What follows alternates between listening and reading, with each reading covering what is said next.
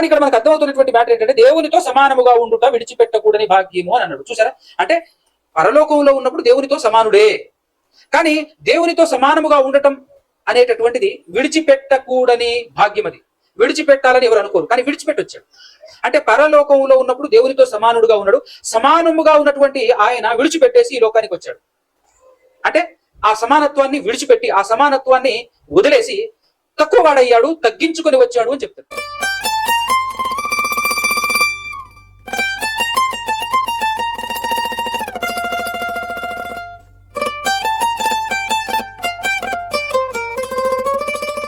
సర్వోన్నతుడు, సర్వశక్తిమంతుడు, సమస్త సృష్టిని సృష్టించిన మన అందరి కన తండ్రి అయిన ఆ దేవునికి క్రీస్తు పేరటనే స్తుతులు, స్తోత్రములు, కృతజ్ఞతా స్తుతులు చెల్లించుచున్నాను.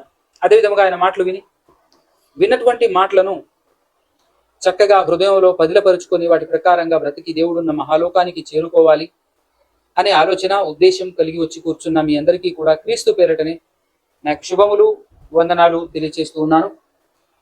జాగ్రత్తగా ఈరోజు కొన్ని విషయాలు ఆలోచన చేద్దాం. ఈరోజు మీ ముందు ఉంచాలనుకుంటున్నాను ఒక సంగతి, ఒక విషయం ఏంటంటే క్రిస్టాలజీ గురించినటువంటి మరొక సబ్జెక్ట్. మనం అనేకమైనటువంటి విషయాలు మాట్లాడుకున్నాం. ఈరోజు ఒక సబ్జెక్ట్ మాట్లాడాలి అని అనుకుంటున్నాను. ఎందుకు క్రిస్టాలజీ గురించి లేదా క్రీస్తు గురించి ఉన్నటువంటి విషయాలు మాట్లాడుకోవాలి మనం అనంటే, బైబిల్లో చెప్పబడినటువంటి ఒక మాట విరివిగా రెగ్యులర్గా మనం ఎప్పుడూ చూసేటటువంటి మాట ఏంటంటే, యోహాను గారు రాసినటువంటి సువార్త 17వ అధ్యాయంలో స్వయంగా యేసుక్రీస్తు ప్రభులు వారే చెప్పినటువంటి మాట.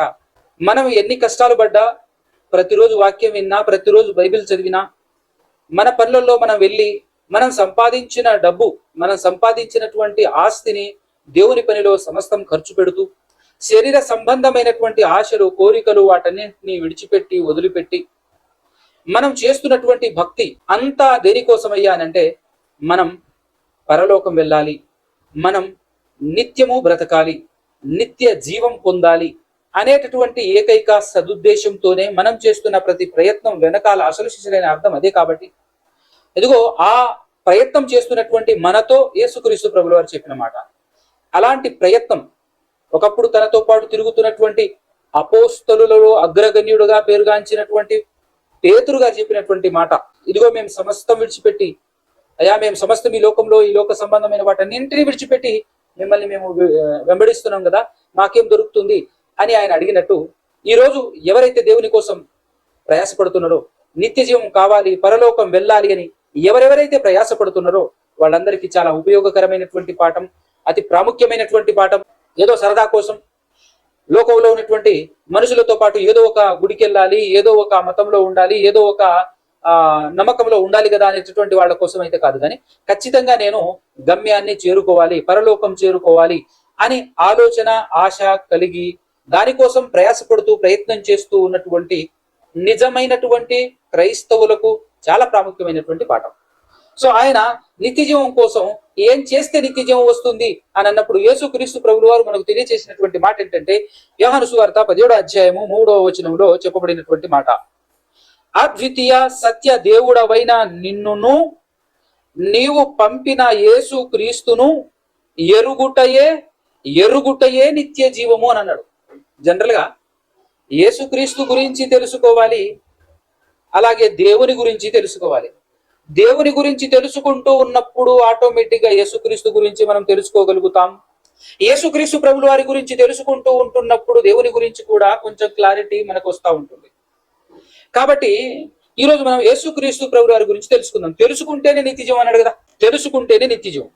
అద్వితీయ సత్య దేవుడవైన నిన్నును నీవు పంపిన యేసుక్రీస్తును ఎరుగుటయే, అంటే తెలుసుకోవటమే నిత్య జీవము అని చెప్పేసి ఆయన చెప్పాడు. కాబట్టి ప్రియులరా, మరి తెలుసుకోవాలి. ఎలా తెలుసుకోవాలి, ఏ విధంగా తెలుసుకోవాలి అని అన్నప్పుడు ఒక్కసారి కొలస్సీయులకు రాసినటువంటి పత్రికలో 2వ అధ్యాయంలో 2వ వచనం ఒక్కసారి మనం చూసినట్లయితే, అపోస్తుడైనటువంటి పౌలు గారు కొరింథీయులకు లేఖ రాస్తూ 2వ అధ్యాయంలో 2వ వచనం ఏం చెప్పాడు అని అంటే, 1వ వచనం నుంచి చూద్దాం, బాగుంటది. 2వ అధ్యాయం 1వ వచనం పౌలు గారు మాట్లాడుతూ, మీ కొరకును లవోదికేయ వారి కొరకును, అలాగే శరీర రీతిగా నా ముఖము చూడని వారందరి కొరకును అని అంటే మన కొరకు కూడా కదా, మనం కూడా వస్తాం అక్కడ. కాబట్టి శరీర రీతిగా మనమైతే పౌలు గారి ముఖం చూడలేదు కాబట్టి శరీర రీతిగా నా ముఖము చూడని వారందరి కొరకు నేను ఎంతగా పోరాడుచున్నానో మీరు తెలుసుకొనగోరుచున్నాను అంటున్నాడు. ఎందుకు ఆ పోరాటం, ఎందుకు ఇంతలా ఎందుకు పోరాటం చేస్తున్నారు పౌలు గారు, మీరు అన్నగారు అని చెప్పేసి మన పౌలు గారిని మనం అడిగితే ఆయన ఏమంటున్నాడు అంటే, ఎందుకు ఇంత పోరాటం అని అంటే, వారు ప్రేమ యందు అతుకబడాలే, ఒకటో పాయింట్. సంపూర్ణ గ్రహింపు యొక్క సకల ఐశ్వర్యము కలిగి ఉండాలే, రెండో పాయింట్.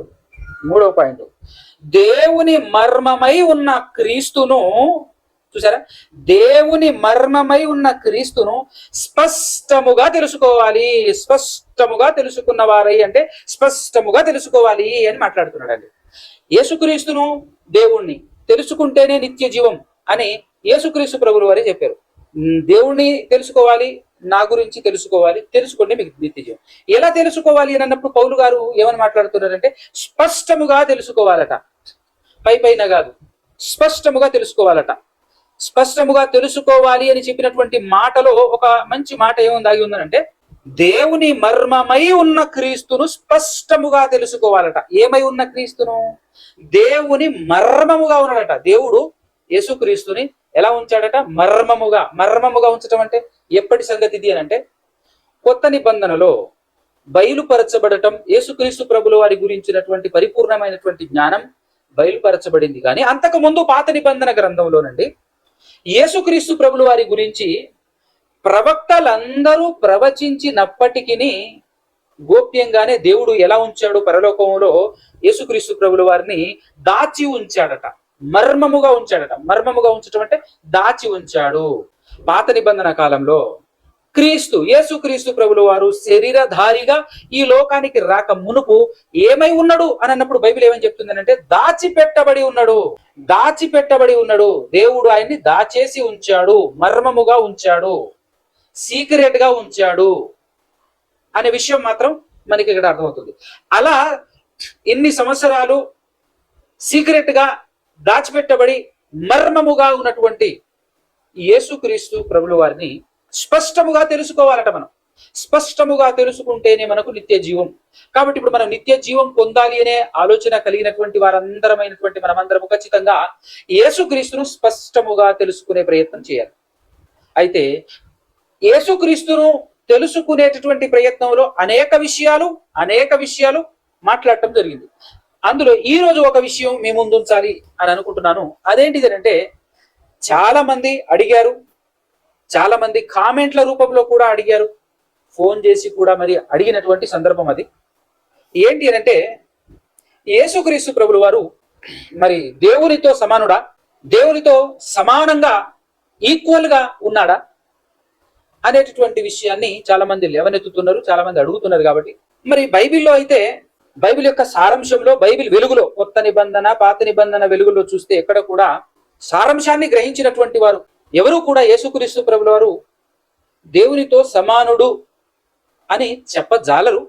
కానీ చాలా మంది ప్రశ్న అడుగుతూ ఒక క్వశ్చన్, ఒక వచనం చూపిస్తా ఉన్నారు.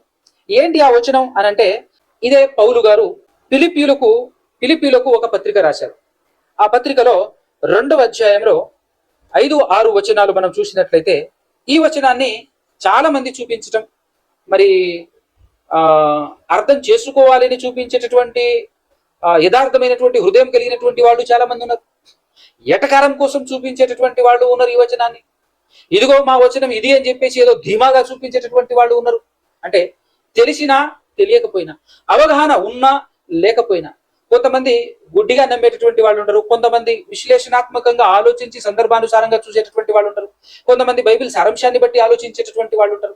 రకరకాలైనటువంటి మైండ్ సెట్ కలిగినటువంటి వారు ప్రపంచంలో ఉన్నారు. కాబట్టి మన ప్రయత్నం ఏంటంటే, మాక్సిమం అందరూ దేవుని చిత్తానుసారమైనటువంటి ఉద్దేశాలను అర్థం చేసుకోవాలి అనే ఆలోచనతో, అంత మాత్రమే కాకుండా ప్రాముఖ్యమైనటువంటి విషయం, స్పష్టముగా యేసుక్రీస్తును గురించినటువంటి విషయాలు తెలిస్తే తప్ప మనకు పరలోకం లేదు, నిత్య జీవం రాదు అని చెప్పబడింది. కాబట్టి ఖచ్చితంగా మనం సహనము కలిగి, ఓపిక కలిగి నేర్చుకోవాల్సినటువంటి అవసరం ఎంతైనా ఉంది. కాబట్టి పిల్లరా, చూద్దాం ఒకసారి ఇప్పుడు ఇక్కడ 5-6 వచనాలు చూసినట్లయితే, క్రీస్తు యేసునకు కలిగిన ఈ మనసు మీరును కలిగి ఉండుడి. ఆయన దేవుని స్వరూపము కలిగిన వాడై ఉండి దేవునితో సమానముగా ఉండుట విడిచిపెట్టకూడని భాగ్యమని ఎంచుకొనలేదు గాని అన్నాడు. బాగా వినండి. అంటే దేవునితో సమానముగా ఉండుట విడిచిపెట్టకూడని భాగ్యమని ఎంచుకోకుండా ఆయన మనుషుల పోలికగా పుట్టి దాసుని స్వరూపమును ధరించుకొని తన్ను తాను రిక్తునిగా చేసుకునేను అని 7వ వచనంలో చెప్పాడు. కానీ ఇక్కడ మనకు అర్థమవుతున్నటువంటి మ్యాటర్ ఏంటంటే, దేవునితో సమానముగా ఉండుట విడిచిపెట్టకూడని భాగ్యము అని అన్నాడు. చూసారా?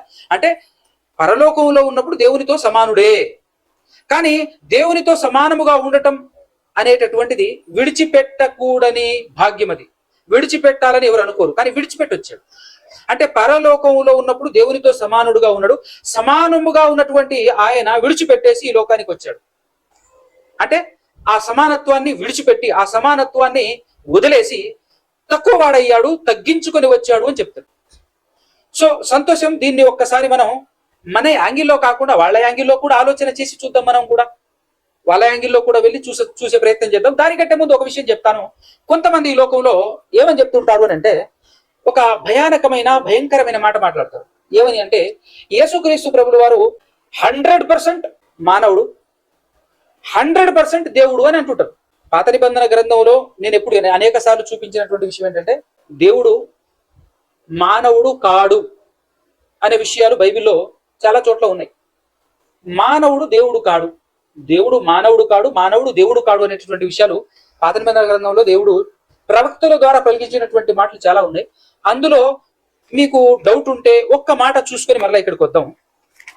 సంఖ్యాకాండం 23వ అధ్యాయము 19వ వచనం చూసినట్లయితే, దేవుడు అబద్ధమాడుటకు ఆయన మానవుడు కాడు, పశ్చాత్తాపపడుటకు ఆయన నరపుత్రుడు కాడు. అంటే నరులకు పుట్టడు, నరపుత్రుడు కాడు అనే విషయం చెప్తుంది బైబిల్ ఇక్కడ సంఖ్యాకాండంలో. అంత మాత్రమే కాకుండా హోషేయ గ్రంథంలో మరొక మాట కూడా మీకు మేము ముందు ఉంచే ప్రయత్నం చేస్తాను. హోషేయ గ్రంథము 11వ అధ్యాయము 9వ వచనం.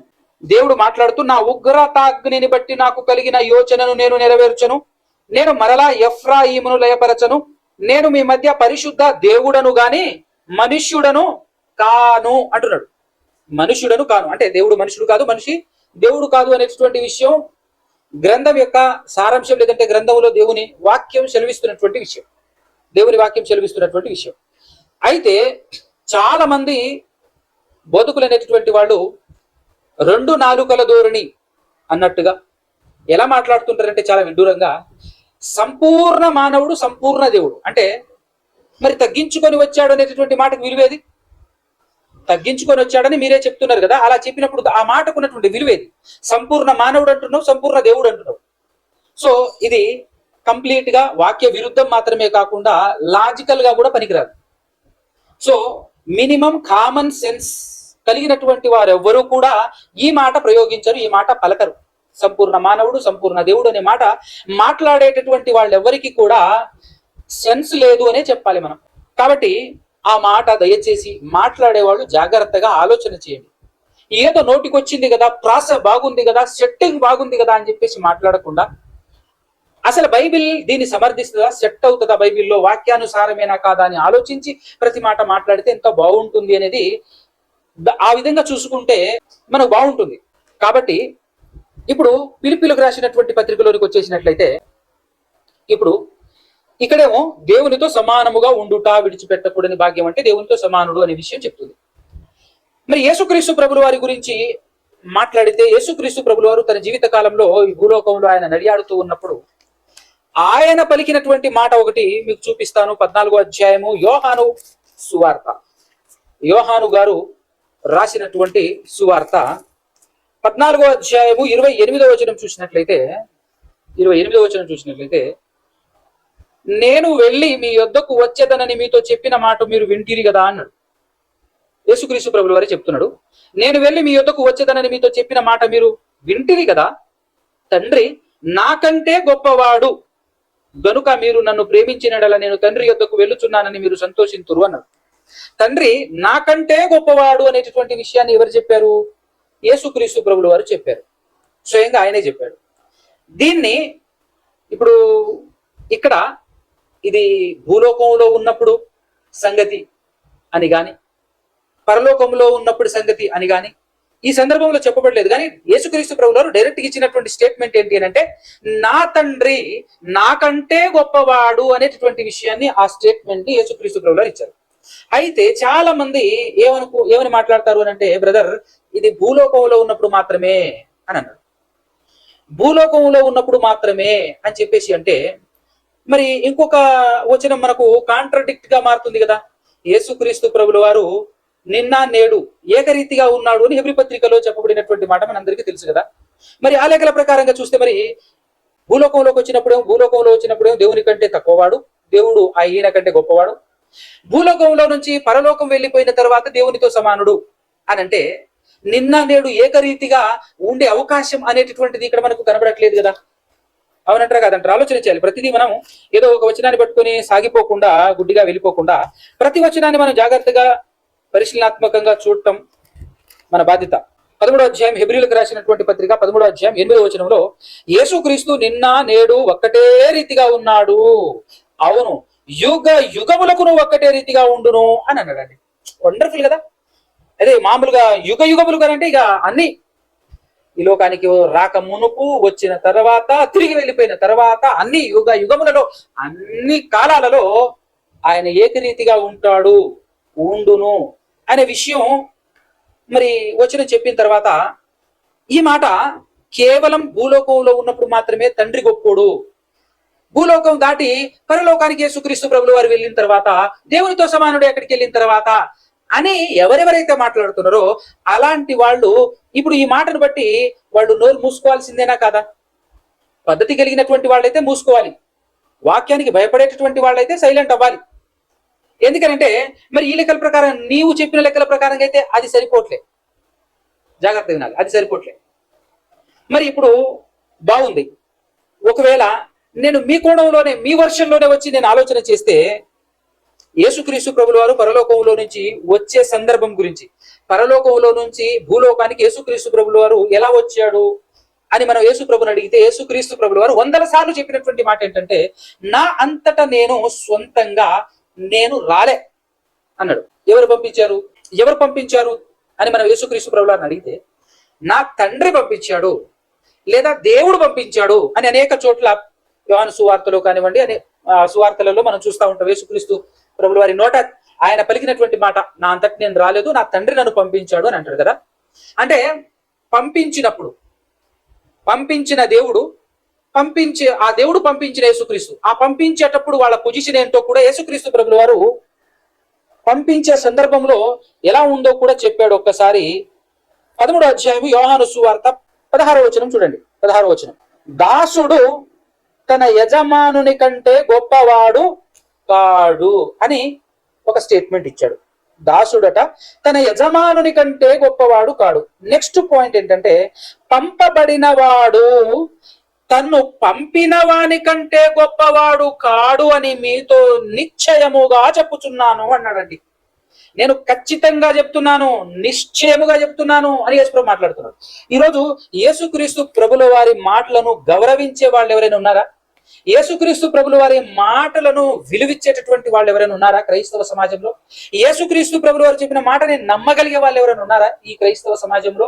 ఉంటే వినండి ప్రియులారా, ఉంటే వినండి. ఎక్కువ మంది తక్కువ మంది అని గుంపును బట్టి కాకుండా, వాక్యాన్ని బట్టి మన విశ్వాసాన్ని సరి చేసుకునేటటువంటి ఆ జ్ఞానం మనకు ఉండాలి.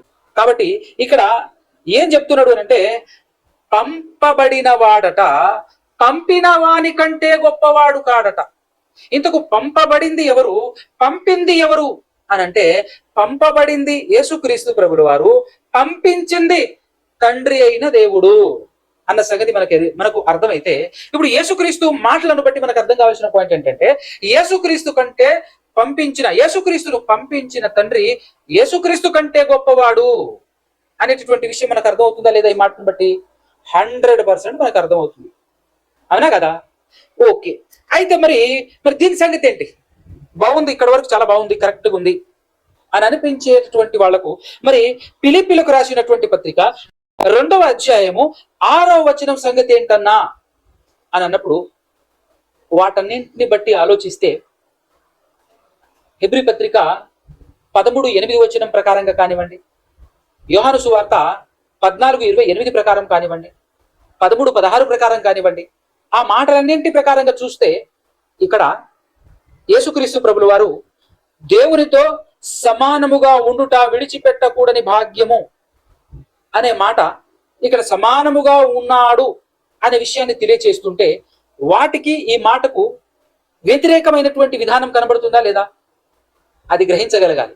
కానీ వ్యతిరేకత ఒకదానికొకటి వ్యతిరేకత ఎక్కడ ఉండదే, కానీ వ్యతిరేకంగా ఉండటం ఏంటి అని ఆలోచన వస్తే ఓపికతో సహనం కలిగి సత్యం తెలుసుకోవాలి అనుకునేటువంటి వారికి సత్యం అర్థమవుతుంది.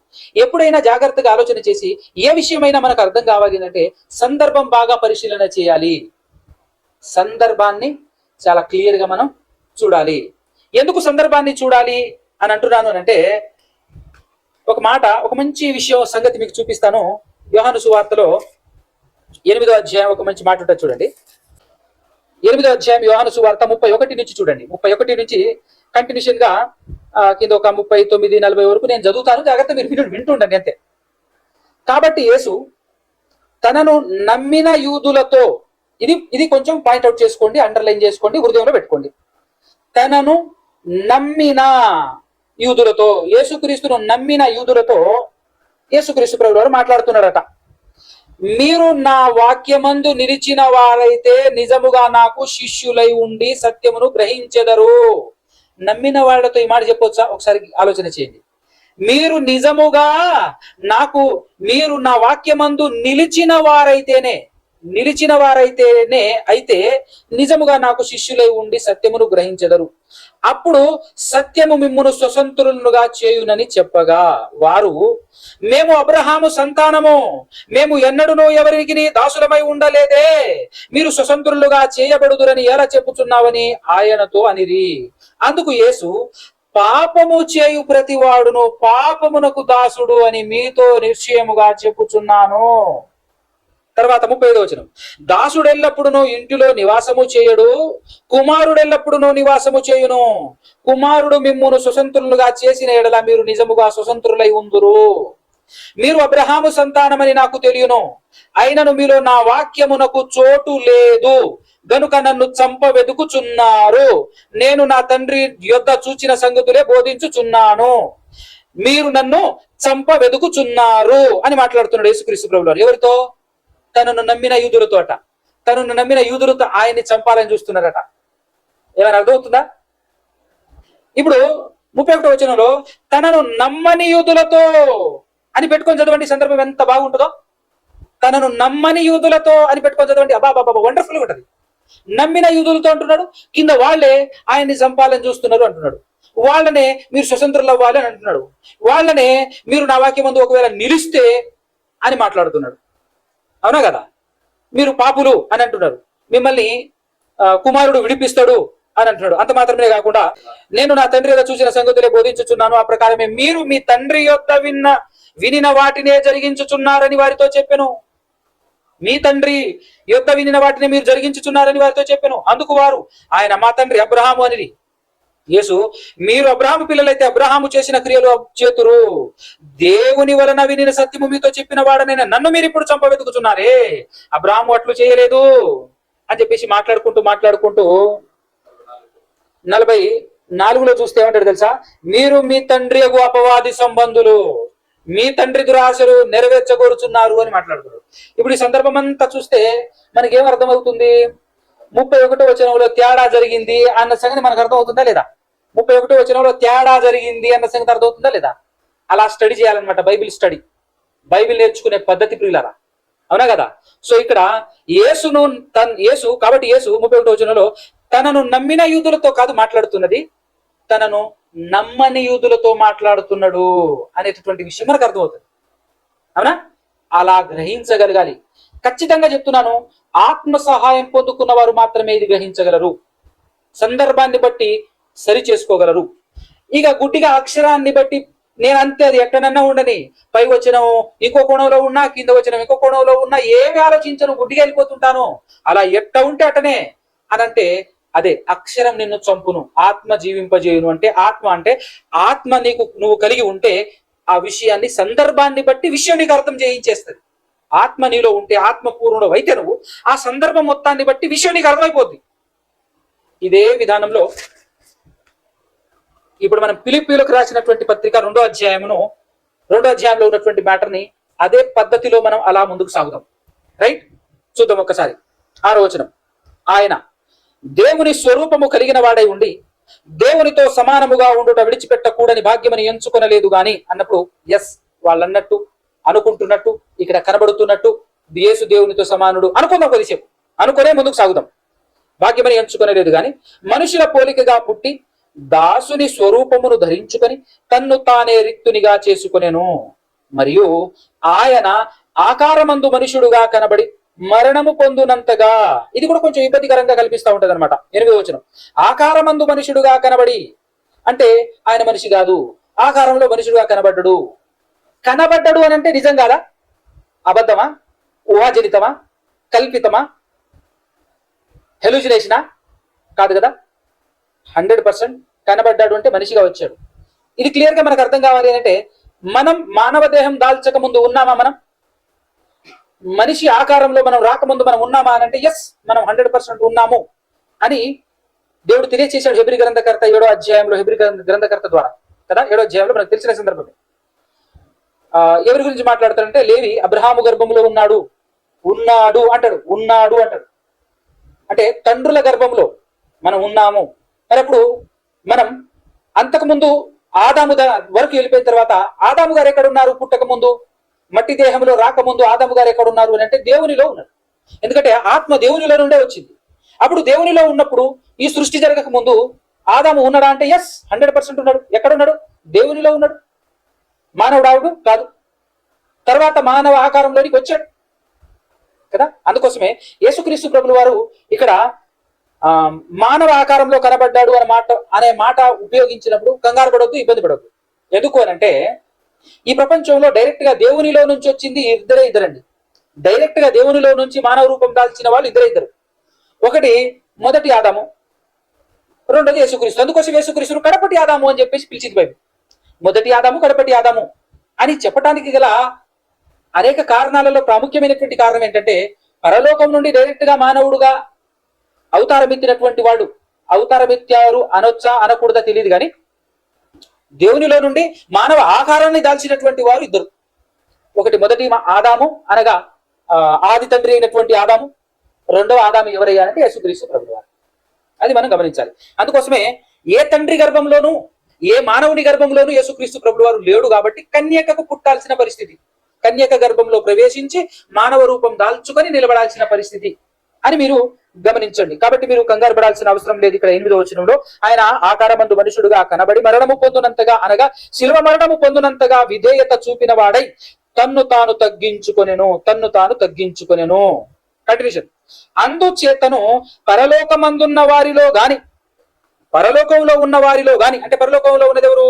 దేవదూతలు ఉన్న వారిలో గాని, భూమి మీద ఉన్న వారిలో గాని అంటే మనుషులందరూ ఉన్నవారిలో గాని, భూమి క్రింద ఉన్న వారిలో గాని. భూమి క్రింద ఎవరున్నారు అంటే, పాతాళంలో నరక యాతన పడుతున్నటువంటి వాళ్ళు ఉన్నారు, విశ్రాంతి పొందుతున్న నీతిమంతులు, ప్రవక్తలు ఉన్నారు. సో వాళ్ళకంటేను భూమి క్రింద ఉన్న వారిలో గాని ప్రతి వాని మోకాలును యేసు నామమున వంగునట్లును అన్నప్పుడు కూడా ఈ వచనాన్ని కూడా చాలా భయంకరంగా అపార్థం చేసుకున్నారు క్రైస్తవులు. ఇప్పుడు యేసునామములో వంగాలి అంటే అర్థం ఏంటి? మనకు ఒక ఆజ్ఞ ఇవ్వబడింది. ఏంటి ఆ ఆజ్ఞ అంటే, పక్కనే కొలస్సీలకు రాసినటువంటి పత్రిక 3వ అధ్యాయము 17వ వచనం ఒక్కసారి చదవండి. 3వ అధ్యాయం 17వ వచనం చదవండి. మరియు మాట చేత గాని క్రియ చేత గాని మీరేమి చేసినను ప్రభువైన యేసు ద్వారా, మనం ఏమి చేసినా కూడా ప్రభువైన యేసు ద్వారా తండ్రి అయిన దేవునికి కృతజ్ఞతాస్తుతులు చెల్లించుచు సమస్తమును ఆయన పేరట చేయాలి. ఎవరి పేరట చేయాలి? యేసుక్రీస్తు పేరట చేయాలి. ఇప్పుడు సమస్తం యేసుక్రీస్తు ద్వారా, యేసుక్రీస్తు పేరట చేయాలి అని అన్నప్పుడు, ఇప్పుడు మనం మోకరించి దేవునికి ప్రార్థన చేయాలనుకున్నప్పుడు ఎవరి నామములో వంగాలి మన మోకాళ్ళు? యేసు నామములో వంగాలి. ఎవరి ఎదుట వంగాలి? దేవుని ఎదుట వంగాలి. అది ఎక్కడుంది అని అనుకుంటున్నారా? కంగారు పడకండి, చూపిస్తా. రోమీలకు రాసినటువంటి పత్రిక ఒక్కసారి 14వ అధ్యాయము 11వ వచనం చూసినట్లయితే పిల్లరా, ఇక్కడ ఈ 11వ వచనంలో 11, 12 వచనాలు కలిసి ఉన్నాయి. ఈ రెండు పౌలు గారు రాసింది కాదు. పౌలు గారు యెషయా గ్రంథంలో 45వ అధ్యాయం 23వ వచనంలో ఉన్నటువంటి మ్యాటర్ని ఎత్తుకొచ్చి ఇక్కడ రాస్తున్నాడు. ఏమని రాశాడంటే, అక్కడ యెషయా గ్రంథంలో దేవుడు పలికినటువంటి మాటను ఇక్కడ తీసుకొచ్చేసి రాస్తున్నాడు. అదేంటి అంటే, నా తోడు అని మాట్లాడింది దేవుడు. నా తోడు ప్రతి మోకాలును నా ఎదుట వంగును, నా ఎదుట వంగును, ప్రతి నాలుకయు దేవుణ్ణి స్తుతించును అని ప్రభువు చెప్పుచున్నాడు. ప్రభువు అని తిక్లేటర్లో ఉంది. అంటే యెహోవా దేవుని గురించి. దీని ఒకసారి యెషయా గ్రంథం అది కూడా చూద్దాం. 45వ అధ్యాయము 23వ వచనం చూసినట్లయితే 22 నుంచి చూస్తే, భూదిగంతముల నివాసులారా నా వైపు చూచి రక్షణ పొందుడి. దేవుడను నేనే, మరి ఏ దేవుడను లేడు. నా ఎదుట ప్రతి మోకాలు వంగుననియు ప్రతి నాలుకయు నా తోడని ప్రమాణము చేయుననియు నేను నా పేరిట ప్రమాణము చేసి ఉన్నాను. నీతిగల నా నోటి మాట బయలుదేరి ఉన్నది, అది వ్యర్థము కానేరదు అని మాట్లాడాడు. దాన్ని తీసుకొచ్చేసి మన పౌలు గారు ఇక్కడ మాట్లాడటం జరిగింది. సో ఇప్పుడు మనకు అర్థం కావాలి, ఫిలిప్పీలకు రాసినటువంటి పత్రిక 2వ అధ్యాయంలో 10వ వచనం మనకు అర్థం కావాలి. 10వ వచనాన్ని మనం అపార్థం చేసుకోకూడదు. పరలోకమందున్న వారిలో గాని, భూమి మీద ఉన్న వారిలో గాని, భూమి క్రింద ఉన్న వారిలో గాని ప్రతివాని మోకాలును యేసు నామమున వంగునట్లును, అంటే యేసుక్రీస్తు ద్వారా ఎవరి ముందు వంగాలి? దేవుని ముందు వంగాలి అనే విషయం మనకు అర్థం కావాలి. యేసు నామమున దేవుని ఎదుట వంగాలి. యేసు నామమున వంగునట్లును.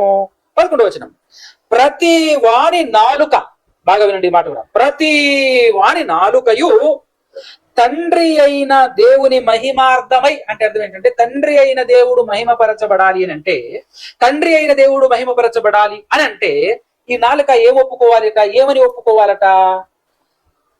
ప్రతి వాని నాలుకయు తండ్రి అయిన దేవుని మహిమార్థమై యేసు క్రీస్తు ప్రభువని ఒప్పుకొనున్నట్లును అన్నాడు. చూడండి, అంటే ఈ ప్రపంచంలో ఏమని ఒప్పుకోవాలి?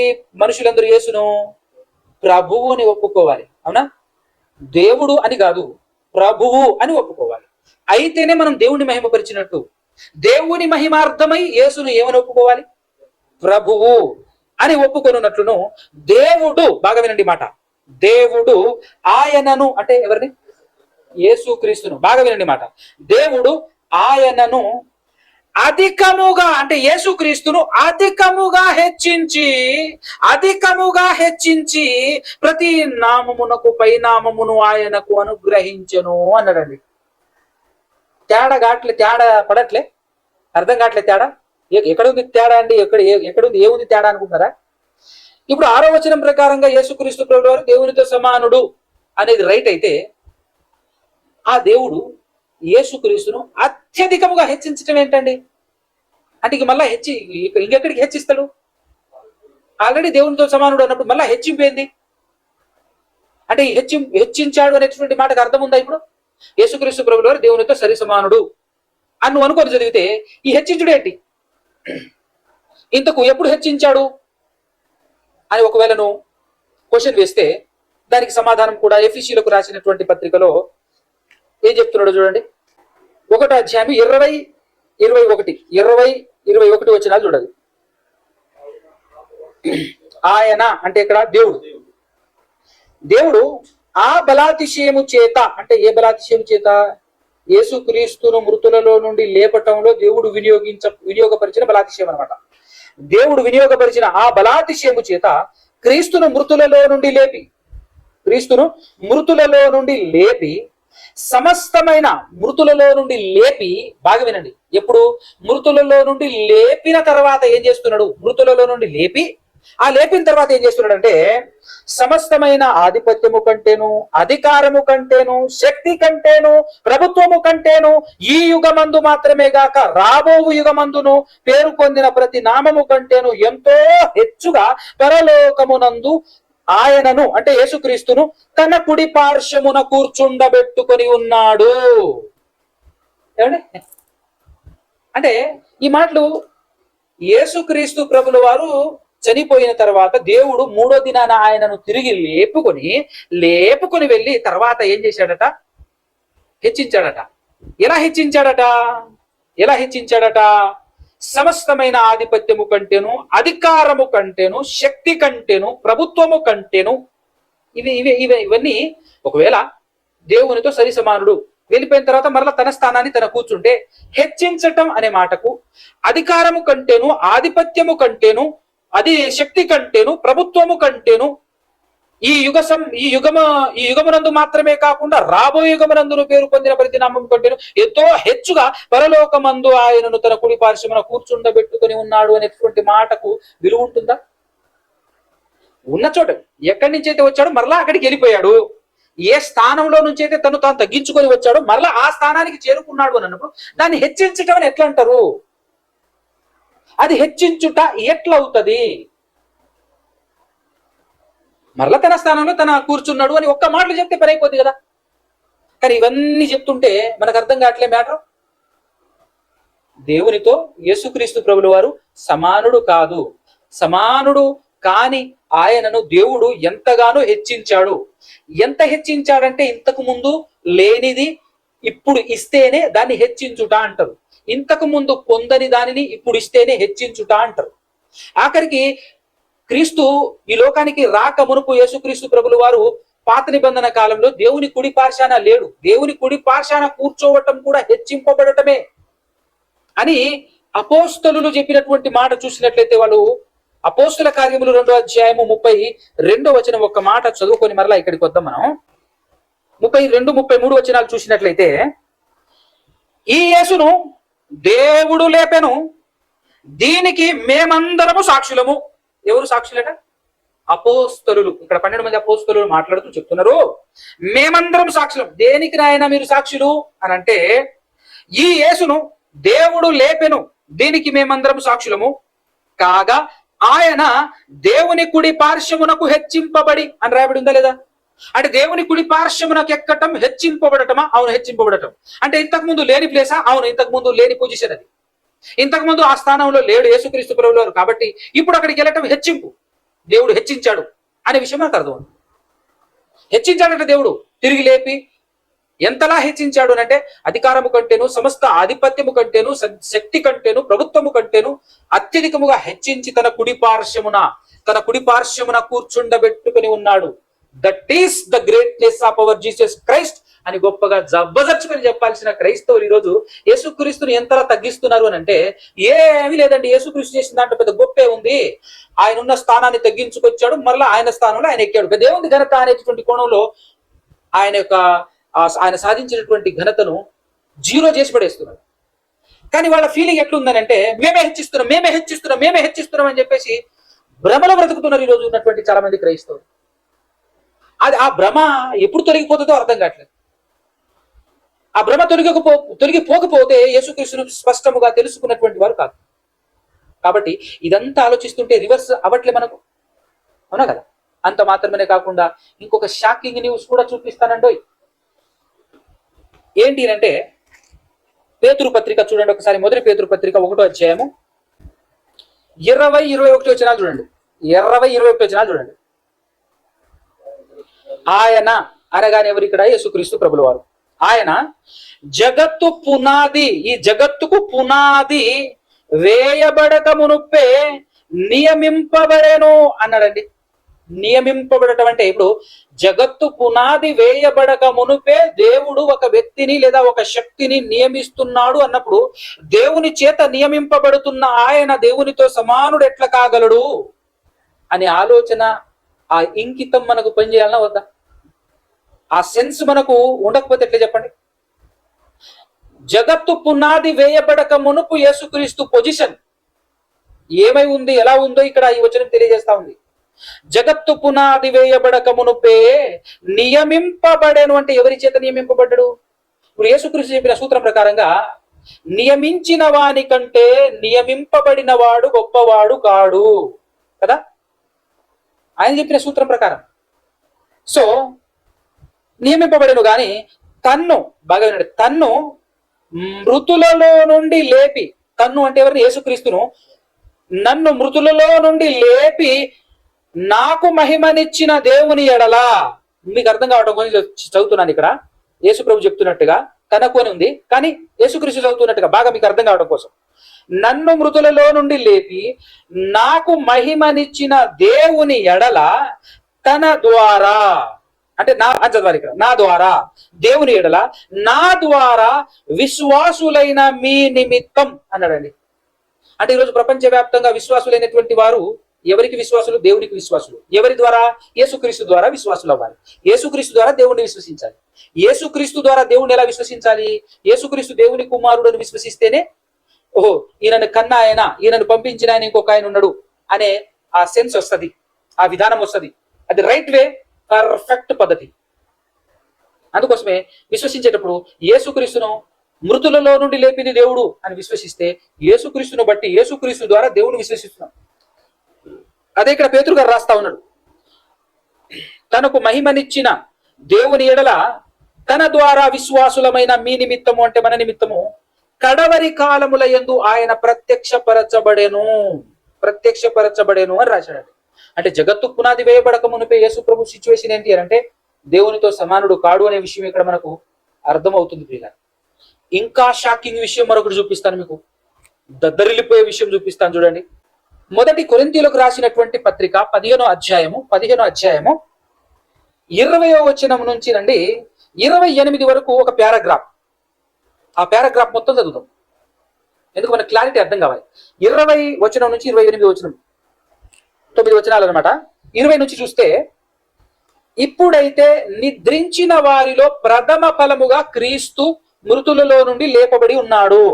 క్రీస్తు ప్రథమ ఫలం ఎవరికి? వ్యవసాయదారుడికి. యేసుక్రీస్తు ప్రభువు తనంతట తాను స్వయంగా నా తండ్రి వ్యవసాయకుడు, నేను మంచి ద్రాక్షవల్లిని అంటాడు. నేను మంచి ద్రాక్ష చెట్టుని, ఈ ద్రాక్ష చెట్టు నాటింది ఎవరే అంటే నా తండ్రి అని చెప్తా ఉంటాడు ఆయన. ఆయన మాటలు అద్భుతంగా వాస్తవాలు తెలియచేశారు. కానీ ఈరోజు మనుషులు ఏం చేశారు అంటే అపార్థానికి గురి చేసి తప్పుడు విధంగా బోధించి ప్రపంచ ప్రజలందరినీ విశ్వాసానికి వ్యతిరేకముగా నడిపిస్తూ అందరినీ నరకానికి లాక్కొని వెళ్ళిపోతున్నారు. కనుక సత్యాన్ని గ్రహించే వాళ్ళు కొందరే ఉంటారు, ఇప్పటికీ కొందరే ఉన్నారు, ఏ తరానికైనా కొందరే ఉంటారు. ఆ కొందరిలో మీరు ఉండే ప్రయత్నం చేసుకోండి, ఆ కొందరిలో మనం ఉండేలా చూసుకోండి జాగ్రత్త. ఓకే, సో యేసుక్రీస్తు ప్రభువు వారు దేవునికి ప్రథమ ఫలమట. ప్రథమ ఫలముగా క్రీస్తు మృతులలో నుండి లేపబడి ఉన్నాడు. 21వ వచనం, మనుష్యుని ద్వారా మరణము వచ్చును. ఎవరా మనుషుడు? ఆదాము గారు. మనుషుని ద్వారా మరణం వచ్చును గనుక మనుషుని ద్వారానే మృతుల పునరుద్ధానమును కలిగను. ఎవరి మనుషుడు? యేసుక్రీస్తు ప్రభువు వారు లేదా రెండవ ఆదాము. ఆయన మనిషే, ఈయన మనిషే అన్న సంగతి బైబిల్ చెప్తుంది. మనుషుని ద్వారా మరణం వచ్చింది గనుక మనిషి ద్వారానే మృతుల పునరుద్ధానము కలిగింది అని అంటున్నాడు. పునరుద్ధానమును కలిగెను. ఆదాము నందు అందరూ ఎలాగూ మృతి పొందుచున్నారో అలాగుననే క్రీస్తు నందు అందరూ బ్రతికింపబడుదురు. ప్రతి వాడును తన తన వరుసలోనే బ్రతికింపబడును. ప్రథమ ఫలము క్రీస్తు కదా, ప్రథమ ఫలము క్రీస్తు. తర్వాత క్రీస్తు వచ్చినప్పుడు ఆయన వారు, క్రీస్తు వచ్చినప్పుడు అంటే క్రీస్తు రెండో రాకడలో వచ్చినప్పుడు ఆయన వారు అంటే క్రైస్తవులు, క్రీస్తు వారు నిజాన్ని గ్రహించి క్రీస్తును స్పష్టముగా తెలుసుకున్నటువంటి వారి గురించి మాట్లాడుతున్నాడు ఇక్కడ. ఆయన వారు బ్రతికింపబడుదురు. 24వ వచనం, అటు తరువాత ఆయన, అలా వచ్చిన తర్వాత అటు తర్వాత ఆయన సమస్తమైన ఆధిపత్యమును సమస్తమైన అధికారమును, అంటే చనిపోయి మరలా 3వ దినాన తిరిగి దేవుడు లేపిన తర్వాత సమస్తమైన ఆధిపత్యము కంటే, సమస్తమైన అధికారము కంటే, శక్తి కంటే, ప్రభుత్వము కంటే ఎక్కువగా హెచ్చించాడని పత్రికలో చెప్పాడు కదా. అవన్నీ కూడా సమస్తమైన ఆధిపత్యమును సమస్తమైన అధికారమును బలమును కొట్టివేసి తన తండ్రి అయిన దేవునికి రాజ్యము అప్పగించును. ఎవరు? యేసుక్రీస్తు ప్రభువు. అంటే ఆయన వచ్చినప్పుడు ఏం జరుగుతుంది అని చెప్తున్నాడు అంటే తనకున్న అధికారం, తనకున్న ప్రభుత్వం, తనకున్న శక్తి, తనకున్నటువంటి ఆ హెచ్చింపు, తనకున్నటువంటి అధికారం అంతా ఎవరికి ఇస్తాడట? దేవుడు తనకిచ్చిన అధికారాన్ని అంతా ఎవరికి ఇస్తాడట? యేసుక్రీస్తు ప్రభువు ఎవరికి ఇస్తాడట? దేవునికి అప్పచెప్పేసి రాజ్యాన్ని అప్పగించును, ఆ బలాన్ని కొట్టివేసి అధికారాన్ని కొట్టివేసి తన తండ్రి అయిన దేవునికి రాజ్యం అప్పగించును. అప్పుడు అంతము వచ్చును. ఎందుకనగా తన శత్రువులనందరినీ తన పాదముల క్రింద ఉంచు వరకు ఆయన అంటే యేసుక్రీస్తు ప్రభువు వారు రాజ్య పరిపాలన చేయుచుండవలెను. అంటే ఇప్పుడు జరుగుతున్నటువంటి పరిపాలన ఆయనదే కాబట్టి చేస్తూ ఉంటాడు. ఆయన వచ్చేంత వరకు ఆయనదే పరిపాలన. 20వ వచనం, కడపట అంటే చిట్ట చివరలా ఫైనల్ గా నశింపజేయబడు శత్రువు ఎవరయ్యా అంటే మరణం. నెక్స్ట్ 27, దేవుడట సమస్తమును క్రీస్తు పాదముల క్రింద లోపరిచి ఉంచాడు అన్న సంగతి మనకు తెలుసు. ఎప్పుడు? యేసుక్రీస్తు ప్రభువు వారు చనిపోయి 3వ దినాన తిరిగి లేపబడ్డ తర్వాత దేవుడు యేసుక్రీస్తును హెచ్చించిన సంగతి మనం ఎఫెసీ పత్రికలో చూసాం. అలా హెచ్చించి ఏం చేశాడంటే సమస్తమును ఆయన పాదాల క్రింద ఉంచాడు. అది మనం పూర్తిగా ఎఫెసీ పత్రికలో ఉన్నటువంటి మ్యాటర్ని మనం చదవలేదు కదా. ఒక మాట మీకు, అది కూడా ఎఫెసీ పత్రిక 1:22 వచనంలో, మరియు సమస్తమును ఆయన పాదముల క్రింద ఉంచి సమస్తము పైని ఆయనను సంగమునకు శిరస్సుగా నియమించెను అన్నాడు 22వ వచనంలో. అంటే సమస్తము యేసుక్రీస్తు పాదాల కింద ఉంచాడని చెప్పాడు. ఎప్పుడు అనంటే చనిపోయి తిరిగి లేపబడ్డ తర్వాత దేవుడు సమస్తమును క్రీస్తు పాదాల కింద ఉంచాడు అనేటటువంటి విషయాన్ని ముందు చెప్పాడు. అయితే అదే విషయం ఇక్కడ చెప్తూ ఏం చెప్తున్నాడు చూడండి.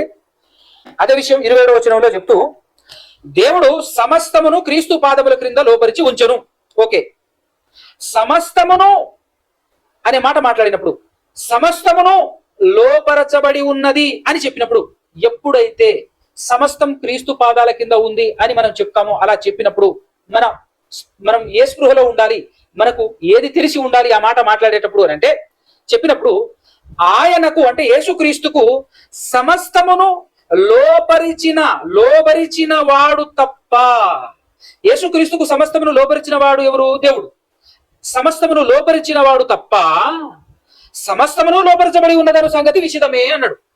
అంటే సమస్తము యేసుక్రీస్తు పాదాల కింద ఉంది, సమస్తము యేసుక్రీస్తు పాదాల క్రింద ఉంది అని మాట్లాడినప్పుడు మనకు అర్థం కావాల్సిన మ్యాటర్ ఏంటంటే, సమస్తము యేసుక్రీస్తు పాదాల క్రింద ఉన్నప్పటికీ యేసుక్రీస్తుకు పైన దేవుడు ఉన్నాడు అని మనకు అర్థం కావాలట. దేవుడు తప్ప సమస్తం యేసుక్రీస్తు పాదాల క్రింద ఉంది అన్న విషయం మనకు అర్థం కావాలి.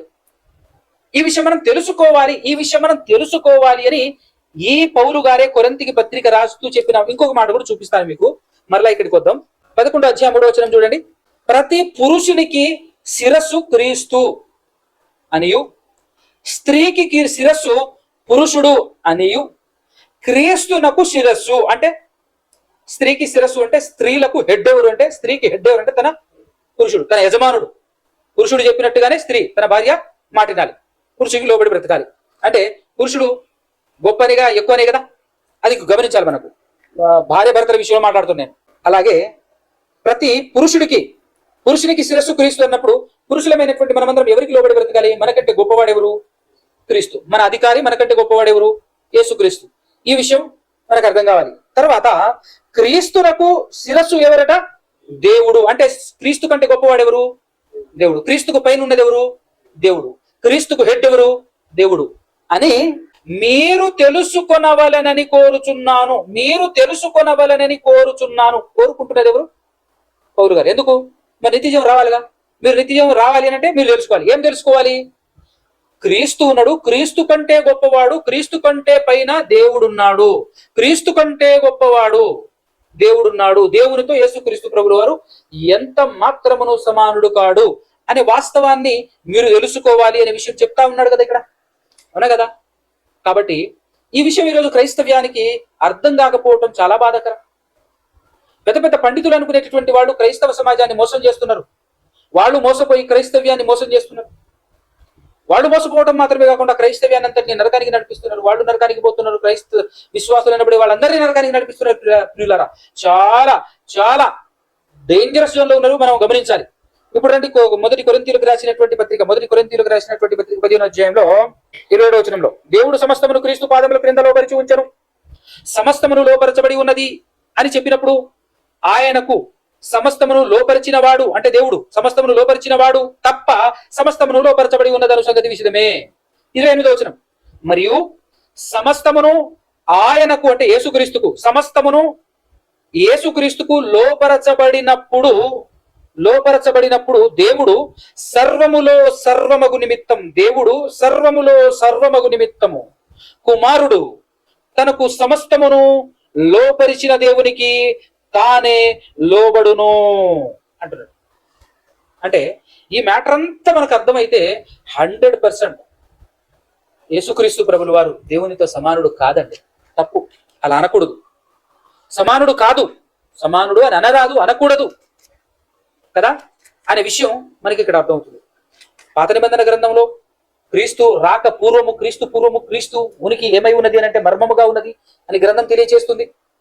మర్మముగా ఉండి ఆ తర్వాత బయలుపరచబడి ఒక నియమింపబడి రహస్యముగా దాచిపెట్టబడినటువంటి క్రీస్తు ఏమై ఉన్నాడు అని అంటే ఒక వ్యక్తిగా లేడు, శక్తిగా ఆత్మరూపిగా ఉన్నాడు. ఆ ఆత్మ ఎలా ఉంటుంది అనేది ఎవరికి తెలియదు, మనం ఆత్మలుగా మారేంత వరకు. కాబట్టి ఆ విధంగా దేవుడు దాచిపెట్టి మర్మముగా ఉంచాడు యేసుక్రీస్తుని. ఆ తర్వాత బయలుపరిచాడు, కనబరిచాడు, అందరికీ కనబరిచిన తర్వాత మానవ రూపంలో ఉండి జయించాడు. మనమందరం కూడా అదే రూపంలో ఉన్నాం, మనం కూడా జయించాలి అని మనకు మాదిరి చూపించాడు. ఆ తర్వాత దానివల్ల జయించడం వల్ల వచ్చే లాభాన్ని ఆయన ఫస్ట్ పొందుకొని ఇదిగో మీకు కూడా సేమ్ టు సేమ్ అలానే దక్కుతుంది రండి అని చెప్పేసి యేసుక్రీస్తు ప్రభువు గారు పిలుపునిచ్చాడు. మనకు ప్రకటన గ్రంథంలో మనకు తెలుసు. సో దీన్ని బట్టి మనం చూస్తే ఫిలిప్పీయులకు రాసినటువంటి పత్రికలో 2:6 ప్రకారంగా చూస్తే ఖచ్చితంగా యేసుక్రీస్తు ప్రభువు వారు సమానుడు అని రాయబడినప్పటికీ సమానుడు కాదు అనే విషయం మనకు అర్థం కావాలి. అయితే ఇక్కడ పర్ఫెక్ట్ గా ఈ వచనం సరి అయినటువంటి ట్రాన్స్లేషన్ కి నొచ్చుకోలేదు అని చెప్పొచ్చండి. ఎలాగైతే మనకు యోహాను సువార్త 8:31 చూసారా, యేసు తనను నమ్మని యూదులతో మాట్లాడుతున్నప్పుడు తనను నమ్మిన యూదులతో అని ఎలాగైతే పడిందో ఇక్కడ కూడా ఎలా పడిందో మీకు ఒక్కసారి నేను ఒరిజినల్ గ్రీకు లో నుంచి వర్డ్ టు వర్డ్ ట్రాన్స్లేషన్ ఏదైతే జరిగిందో ఆ వర్డ్ టు వర్డ్ ట్రాన్స్లేషన్ ఏ విధంగా ఉంది అనేది నేను చూపిస్తాను. నేను చదువుతాను, జాగ్రత్తగా వినండి. ప్యారలల్ టు గ్రీక్ అన్నమాట. ఆ గ్రీక్ కు వర్డ్ టు వర్డ్ 2:6 చదువుతున్నాను. ఫిలిప్పీ పత్రిక 2:6 word to word translation. Who in the form of God existing తర్వాత not something to be grasped considered to be equal with God అని ఉంది. అంటే రెండో స్టెప్ ఏముందని అంటే not something to be grasped considered to be equal with God అన్నాడు. ఒక్కసారి not something to be grasped considered to be equal with God అనేటటువంటి దాన్ని గూగుల్లో మీరు translation English to Telugu translation గూగుల్లో కొట్టి చూడండి. నేను కొట్టి చూశాను, అది మీకు చూపిస్తా ఉన్నాను చూడండి.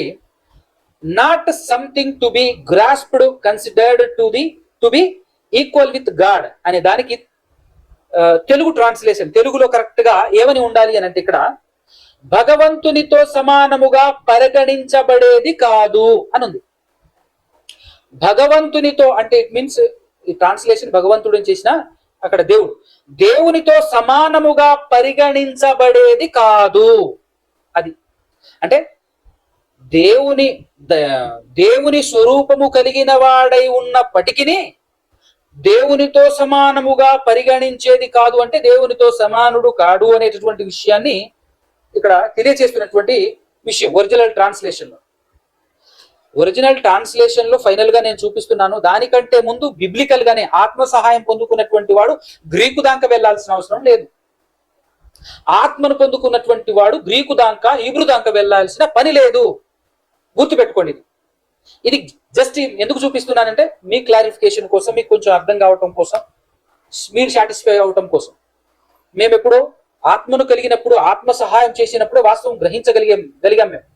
కాబట్టి ఇక్కడ దీన్ని బట్టి చూస్తే యేసుక్రీస్తు ప్రభుల వారు ఏ పద్ధతిలో చూసినా, ఏ యాంగిల్లో చూసినా, ఏ వచనాలు చూసినా, ఏ గ్రంథం చూసినా కూడా ఎక్కడా కూడా ఆయన స్వయంగా ఒప్పుకున్నాడు. అపోస్తలులు చెప్పారు యేసుక్రీస్తు ప్రభుల వారు దేవునితో సమానుడు కాదు. దేవుడు యేసుక్రీస్తుకు హెడ్, యేసుక్రీస్తుకు శిరస్సు దేవుడు అని బైబిల్ చెప్తుంది. సమానుడు అని నువ్వు చెప్తే ఎట్లా? మనం యేసుక్రీస్తుతో సమానం అని ఒప్పుకుంటామా? ఎవడన్నా ఒప్పుకోగలడా? ఎందుకు? మన శిరస్సు ఎవరంటే యేసుక్రీస్తు ప్రభుడు వారు. మనం క్రీస్తుతో సమానులం కాం. అలాగే యేసుక్రీస్తుకు హెడ్ దేవుడు, దేవునితో యేసుక్రీస్తు సమానుడు కాడు అనేటటువంటి వాస్తవాన్ని గ్రహించగలిగితే, ఈ విషయం మీరు తెలుసుకోగలిగితే క్రీస్తును గురించినటువంటి స్పష్టత మీకు వస్తుంది. క్రీస్తు గురించి ఎలా తెలుసుకోవాలి అంటే స్పష్టంగా తెలుసుకోవాలి అని అన్నప్పుడు ఈ విషయాల్లో స్పష్టత ఉండాలి. ఒకవేళ రాంగ్ వేలో నువ్వు అర్థం చేసుకుని ఇద్దరు సమానులే, ఇద్దరు దేవుళ్ళే అని అనుకుంటే, సమానులైనటువంటి ఇద్దరు దేవుళ్ళు ఎప్పటికీ ఒక్కరు కారు. ఇద్దరు దేవుళ్ళు అని అన్నప్పుడు ఒకరికి అసలు సంబంధమే ఉండదు, ఎటువంటి రిలేషన్షిప్పే ఉండదు, ఏ రిలేషన్షిప్ ఉండదు. తండ్రి కుమారుల బంధం అనే ఆ బంధాన్ని అడ్డంగా తెంచేసినటువంటి వారం అవుతాం మనం కదా. అలాంటి మాటలు మాట్లాడకూడదు, అది బైబిల్ విరుద్ధం, అది తప్పు. వాక్యాన్ని గ్రహించండి, బైబిల్ సారాంశాన్ని గ్రహించండి. ఆత్మ పొందుకున్నటువంటి వారైతే ఖచ్చితంగా గ్రహిస్తారు. ఆత్మ అనుభవం లేనటువంటి వాళ్ళు ఇష్టానుసారంగా వాళ్లకు నచ్చినట్టుగా, వాళ్లకు తోచినట్టుగానే వెళ్తారు. కాబట్టి దయచేసి మీరు గ్రహించాలి.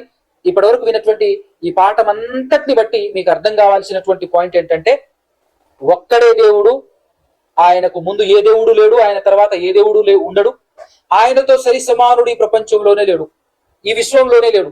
పాత నిబంధన గ్రంథంలో అనేక సార్లు దైవ పుత్రులలో దేవుని వంటి వాడు ఎవరైనా ఉన్నాడా అని క్వశ్చన్ వేస్తుంటాడు. కీర్తనలో చూసినట్లయితే మింటను యెహోవాకు సాటి ఎవడు అంటాడు. మింట అంటే పరలోకమందు యెహోవాకు సాటి ఎవరు?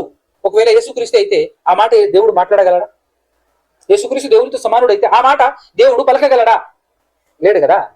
కాబట్టి దేవునితో సాటి ఎవరు లేరు, దేవునితో సరి సమానుడు ఎవడూ లేడు.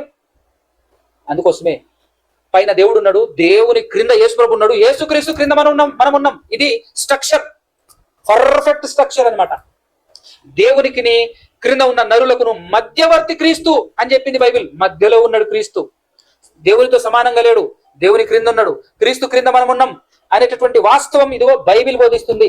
ఈ బైబిల్కి వ్యతిరేకంగా బోధిస్తున్నటువంటి వారందరూ కూడా నరకానికే. వాళ్ళకు క్రీస్తుని గురించినటువంటి స్పష్టత దొరకలేదు, లభించలేదు అనేటటువంటి విషయం అర్థం కావాలి. కాబట్టి ప్రియులారా, విన్నటువంటి మీరందరూ అర్థం చేసుకోండి, అనేకులకు తెలియచేసేటటువంటి ప్రయత్నం చేయండి.